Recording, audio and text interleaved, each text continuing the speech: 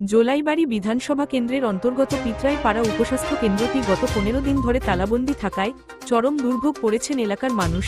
অসুস্থ রোগীরা ন্যূনতম চিকিৎসা পরিষেবা থেকে বঞ্চিত হচ্ছেন। পিতরাই পাড়া থেকে বাইখোড়া প্রাথমিক স্বাস্থ্যকেন্দ্রে দূরত্ব প্রায় 7 কিলোমিটার হওয়ায় সামান্য অসুস্থ হলেও ঝুঁকি নিয়ে সেখানে যেতে হচ্ছে। স্থানীয়দের অভিযোগ, জমির মালিক উপস্বাস্থ্য কেন্দ্রের গেটে তালা ঝুলিয়ে রেখেছেন। বিষয়টি জেলা স্বাস্থ্য আধিকারিককে জানানো হলেও কোনো ফল মেলেনি। কানাঘুষোয় পঞ্চায়েত নেতৃত্বের প্রভাবের কথাও উঠে আসছে। এলাকাবাসীর একটাই দাবি, রাজ্য সরকার যেন অবিলম্বে সুষ্ঠু তদন্ত করে মানবিক স্বার্থে উপস্বাস্থ্য কেন্দ্রটি তালামুক্ত করে।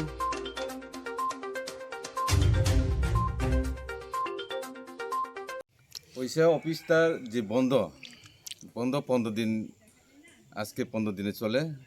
অফিসটা বন্ধ হয়েছে, এটা জায়গার মালিক এটা তালাটা বন্ধ করছে। উনি কী ব্যাপার, ওটা চাকরি চাইছে কি না এটা আমরা বুঝে না।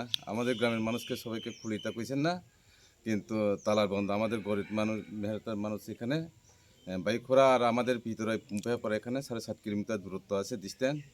আমরা এখন গরিবেরা কেউ এখানে একটা ট্যাবলেট পেয়েছে না। কে তালা মারছে? তালা মারছে জায়গার মালিক। হ্যাঁ, তাদের নাম? এই তো জায়গার মালিক তো সুন্দরী দিয়া। তো এখন আপনারা এই বিষয় নিয়ে কারোর জানাইছেন না?